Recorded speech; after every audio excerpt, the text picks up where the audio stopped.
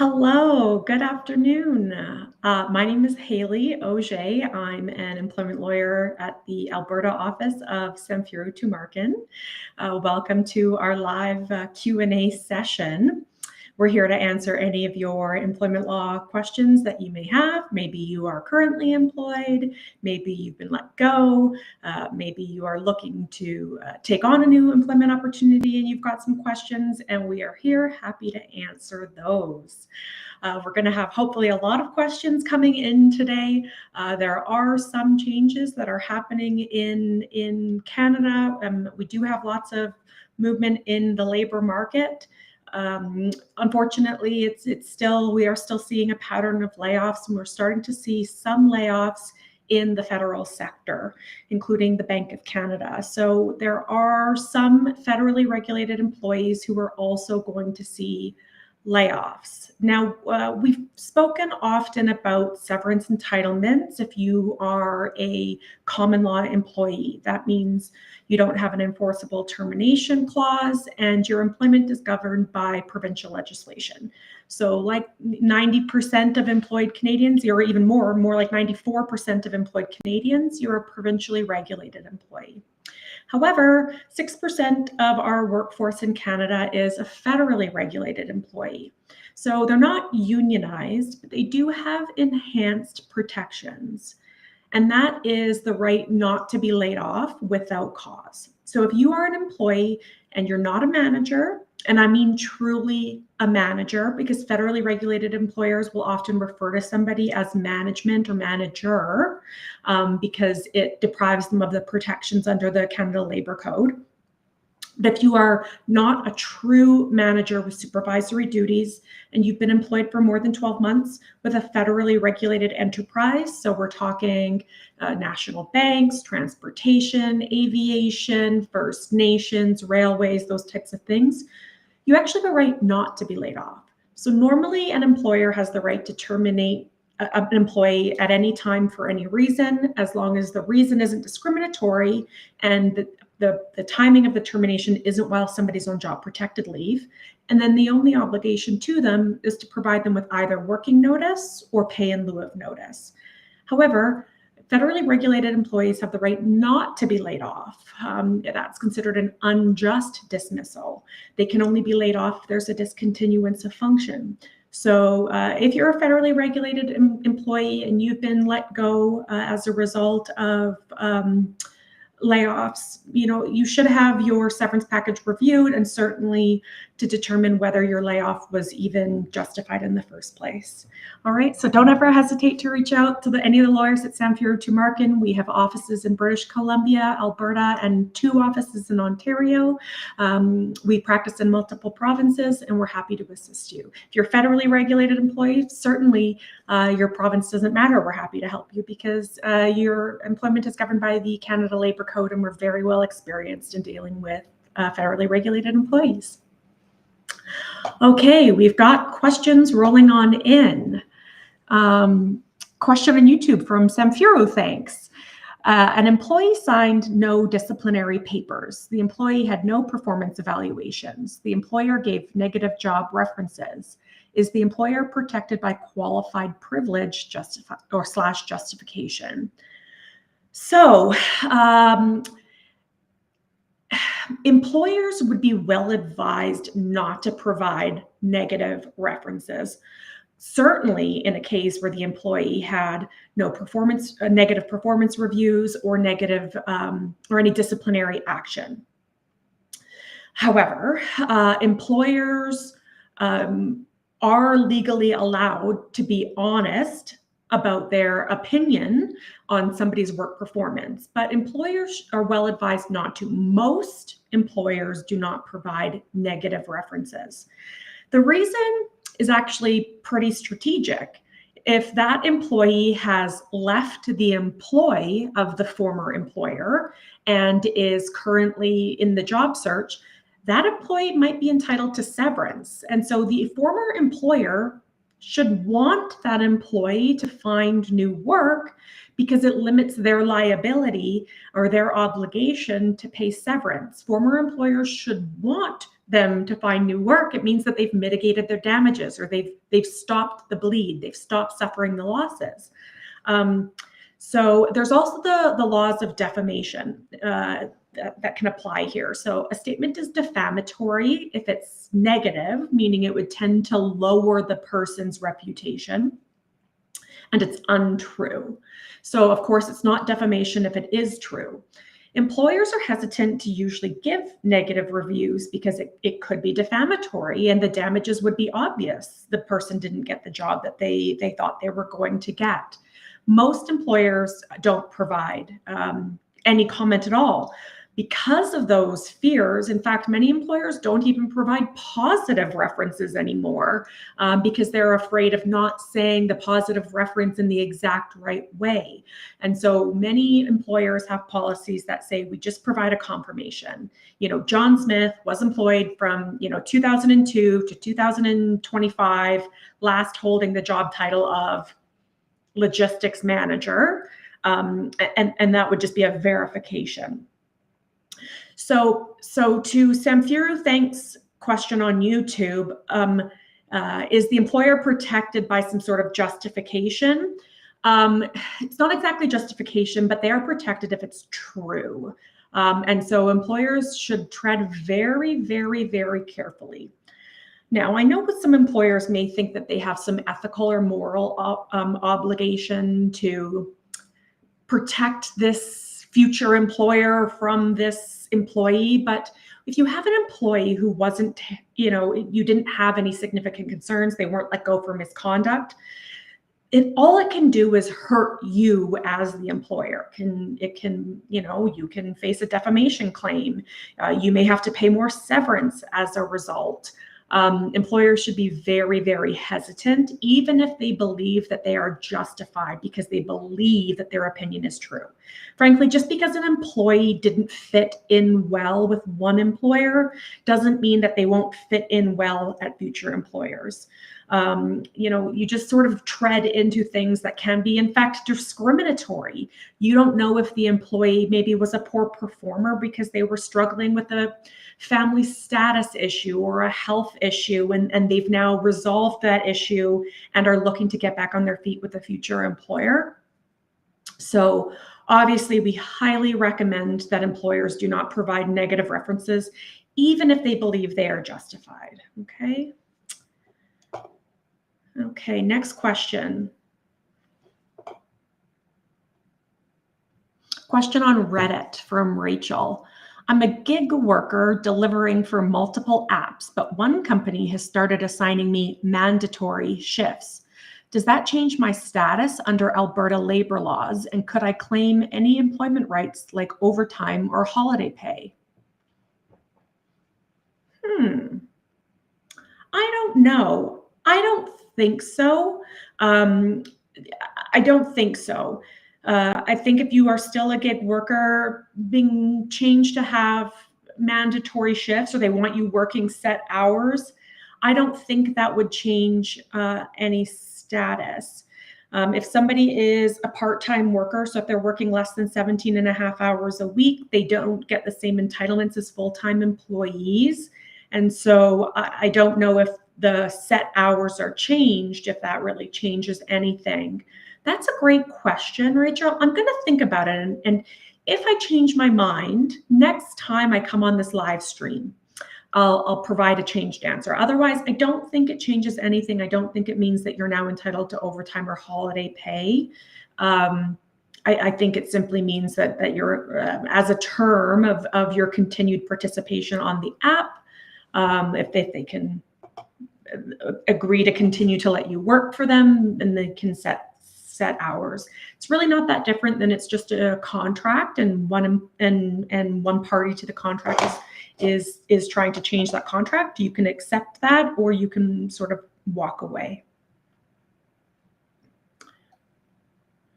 Okay, a question from Mary Fuentes. I hope that's not your real name. Good afternoon. How can I file a complaint for retaliation? They laid me off saying my position was eliminated. So retaliation can mean a lot of different things to a lot of different people, but in law, retaliatory complaints are a little bit narrow. So if somebody is retaliated against for raising a complaint of discrimination, so discrimination based on protected grounds like race, religion, gender identity, um, then that can be a and they face adverse treatment, so negative treatment, that can be retaliatory. If they are let go because they've made a safety complaint, that can be retaliatory. If they try to enforce their rights under employment standards legislation, like seeking overtime pay or vacation pay, and then they're let go, that can be retaliatory. But not every action in response. If you make a complaint that your manager is doing something that's not, and then you get let go, that's not necessarily retaliatory. So if your issue is that you have been retaliated against because you raised one of those types of complaints, so human rights complaint under occupational health and safety or employment standards code, and you believe that your termination is retaliatory and not that your position was eliminated, you can certainly file a complaint. Now, I'm not sure if Mary works for a federally regulated employer because they're saying that her position was eliminated. And so federally regulated employers will often say that because it's one of the reasons that they can terminate somebody who has those enhanced protections. So the right not to be laid off without cause, discontinuance of function is one of the reasons they can. So you can file a Canada Labor Code complaint. There's some very strict deadlines for filing those. Under the Canada Labor Code, you only have 90 days. So it's just shy of 3 months. And so you may want to be able to file those complaints immediately. So to Mary, who's on YouTube, I highly recommend that you speak with an employment lawyer so that they can assess your case and determine if you are a federally regulated employee or a provincially regulated employee. And regardless, if your termination was in response to you taking a protected action meaning filing a complaint or raising an issue relating to health and safety or your rights and obligations or human rights. Okay, question on Facebook from Aaliyah. My company says I was terminated for cause because of a single missed client deadline, even though my performance record was otherwise clean. They refused to pay severance or even let me collect my personal belongings from the office. What actually qualifies as just cause, and what steps can I take to challenge that classification? Great question, Aaliyah. Missing one client deadline, particularly in the face of a clear disciplinary history, you haven't had an issue in before. People are human. Unfortunately, sometimes deadlines do get missed. It doesn't seem like it would rise to the level of just cause under any scenario that I can contemplate. Just cause is a very high threshold. It's called the capital punishment of termination. And as Aaliyah points out, it's because when an employer terminates for just cause, that person isn't entitled to severance. It can further be complicated because that person might not be entitled to EI. And so terminating somebody for just cause has to be a serious breach of the employment relationship. So it's serious and significant misconduct. Usually it's willful or reckless, meaning there's like an intentionality to it. It's not accidentally doing something, it's purposefully doing something. And it has to be serious. It means that it has to irreparably break down the trust that's required in an employment relationship. So employers need to be able to trust their employees. If an employee does something so serious that it breaks the employer's trust to a point where that employer can't get the trust back, then the employment agreement can be terminated for just cause. So missing a single client deadline in the face of meeting every other client deadline, over the years, would not really be something that the court would find to be just cause. If you have an employee who continuously performs and then in a single occasion doesn't, how are you going to establish that you can no longer trust that person? 99 out of the last 100 times, they have met the performance expectation. The other thing about just cause, when there's something like a missed client deadline, that sort of falls under, continuous poor performance. So, it's easy to think about the single incident of misconduct that's so severe, like somebody punches out their boss or steals from the company, right? If you've stolen once, the employer doesn't have to trust you that you won't steal again. But poor performance, so missing a client deadline would be a poor performance. Employers need to institute progressive discipline. So, a verbal warning or maybe a coaching session. Maybe then if it happens again, it would be a written warning. And the written warning would say something along the lines of, you haven't met, we've set out some performance standards for you. You're not meeting them. We need to see improvement in your performance. So your statistics for meeting client deadlines needs to be, 99% again, or whatever it is, failing which we may have no choice but to consider further discipline up to and including termination for just cause. So employers shouldn't be looking at single incidents of poor performance as a reason to terminate somebody and not pay them severance. Performance management is really geared towards improving an employee so that they are provided the opportunity to do well and perform. And it's meant to communicate to an employee that they're not meeting the performance standards that the employer expects.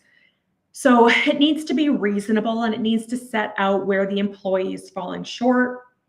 It needs to provide the opportunity for the employee to improve. So it can't just be, by tomorrow you'll have met these sales targets or whatever. It needs to be over a reasonable period of time.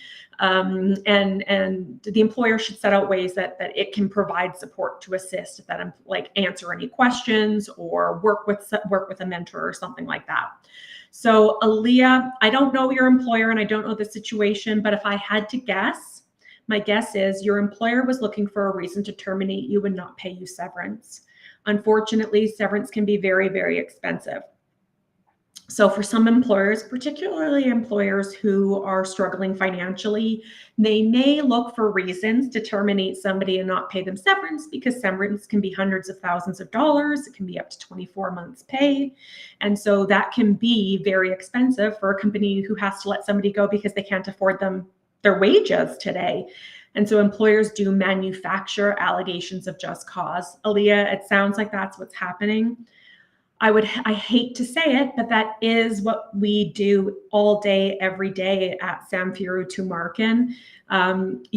We hope that employers start behaving better, but it is the reason why plaintiff side employment firms like Samfiru Tumarkin exist, is because there are employers who behave badly. So Aaliyah, I want you to reach out. I want you to contact us, employmentlawyer.ca. Click on the contact us form and fill out your details so that somebody from our firm can contact you and get you speaking with a lawyer to assess your situation. Okay.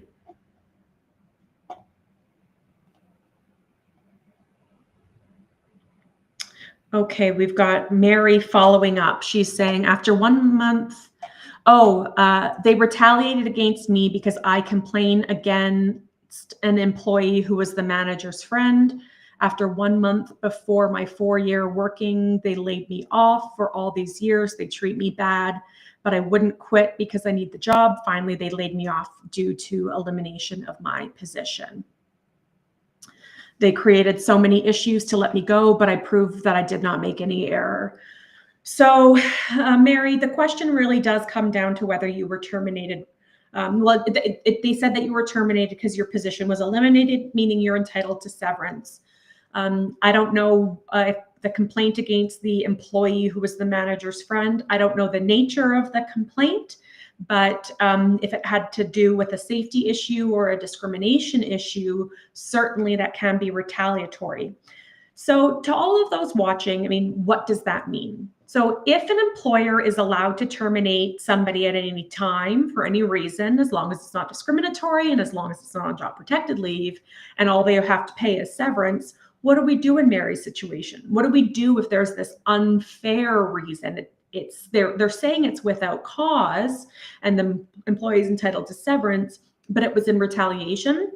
It means that the tribunal can actually order reinstatement. So the Human Rights Commission, the Human Rights Tribunal, and Occupational Health and Safety, as well as the Employment Standards Office, can order reinstatement of employment with back pay. So that can be significant. So if your employment was terminated as a result of retaliation, you could actually be entitled to more than severance. For example, maybe you would be entitled to 4 months severance if you were just terminated without cause.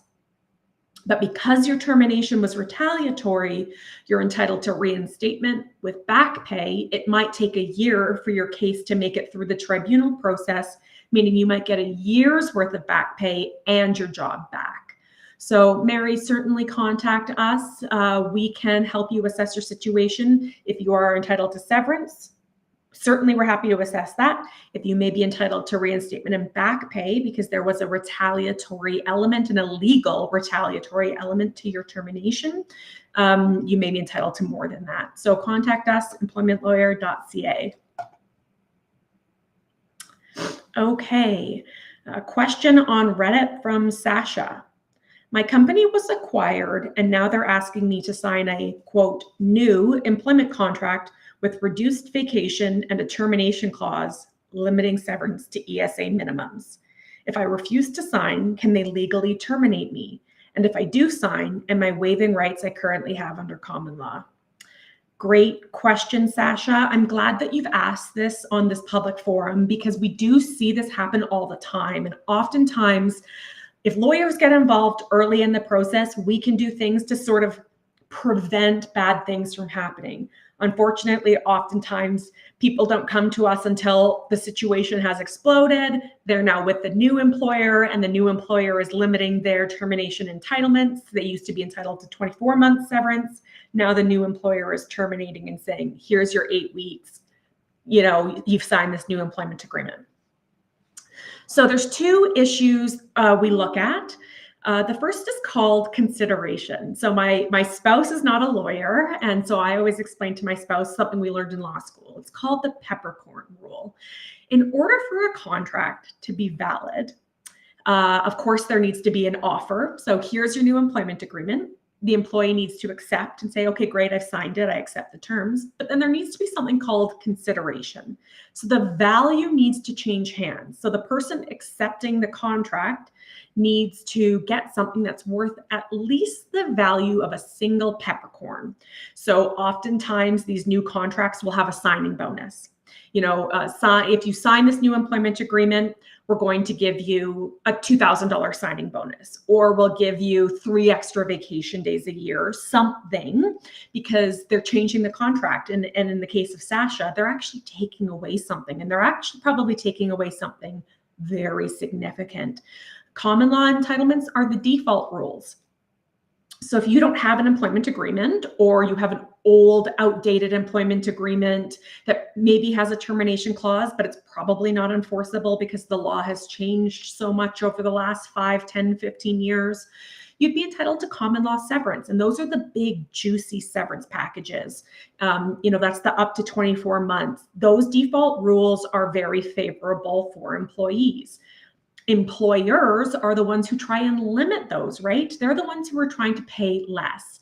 So if your employer is trying to give you a new employment agreement, they're taking the opportunity to do it because there's an acquisition. I'd be very, very skeptical. So what can Sasha do? Certainly she can refuse to sign. She can say, look, I'm signing away my common law entitlements, which could be up to 24 months. And now all you're trying to do is pay me 8 weeks.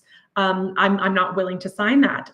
Or she can say, I'm willing to sign it, but I need to get something in exchange for it. And that amount should be significant. It shouldn't be $100. It shouldn't be $1,000. You're signing away thousands, probably tens of thousands, maybe even hundreds of thousands of dollars in severance. So you should certainly be worried about signing it.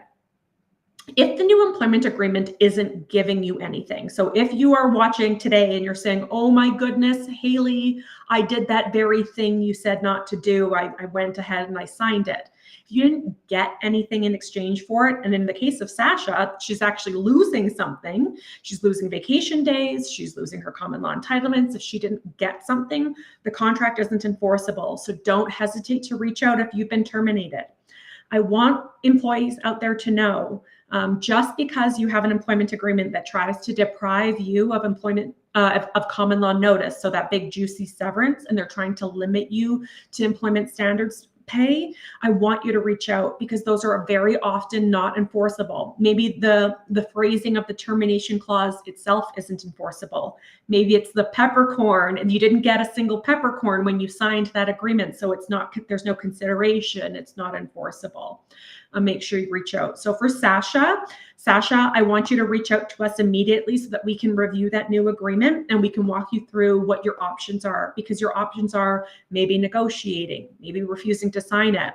It may be in your best interest to refuse to sign it, because if their option is, if you refuse to sign the agreement, we're terminating you without cause, you could be getting a big juicy severance package. And for Sasha, the timing in her life may be right for that. She may be in a position where she is ready to take a severance package and move on, because maybe she doesn't like who the acquiring company is, or maybe she's on the cusp of looking for new work or making a career change anyway. So we should be assessing your circumstances on an individual basis. So reach out, employmentlawyer.ca, contact us button, and we'll get you scheduled in with one of our competent lawyers in the provinces that apply to you. It sounds like maybe Ontario if you have the ESA. Okay. Mary Fuentes is asking for our phone number, and we're going to hopefully put that up on the bottom of the screen, 855-821-5900. Okay, all right. Monty from YouTube. My company just terminated without just cause. There is a clause in my agreement that states how severance is calculated, but it does not state that it is pre-agreed, non-negotiable. Am I covered under common law? Monty's been employed for 2 years, less a day. So Monty, I want you to reach out, just like everybody else today. I want you to reach out and have your case assessed. We need to look at that termination clause, all right? We need to see if it's binding. For Monty is employed for 2 years, less a day. Some people have the impression that short service employees aren't entitled to much severance. Oh, you've only been there 2 years, maybe you're going to get 2 weeks. I've seen people, I look on Reddit. Sometimes I look on Reddit and I see what people say, and I'm like, oh my gosh, that is not true legal advice. But they're saying, oh, it's not worth it, it's not going to be much. That is absolutely not the case. Short service employees are often entitled to disproportionately longer notice periods at common law. That's because the whole point of notice or severance is to cushion an employee while they're on the job search. Short service employees may have a harder time finding new work because future employers are going to look and say, Monty only worked for ABC company for 2 years, and Monty's a manager. Maybe he just couldn't cut it as a manager. So all things being equal, we're going to prefer John Smith over Monty. And so Monty might need more severance to cushion him because of that negative impact short service can have on his job prospects. So Monty, today's a great day. It looks like we've got lots of people who may be in need for individual advice. That's why we're here. We've got 45 lawyers throughout Canada who are happy to help you. Contact us, employmentlawyer.ca. All right, great questions today. I hope we were able to help you. I'm really pleased. It looks like there's a lot of people who are in need of help. It's why most lawyers get into law. We really like helping people. So it's been great to be here to help you, but we're back. Lior Samfiru is here. Tomorrow, you get the venerable Lior Samfiru. I know he's looking for your questions as well. Happy to help you out. Otherwise, I'll see you back in a few weeks. Take care.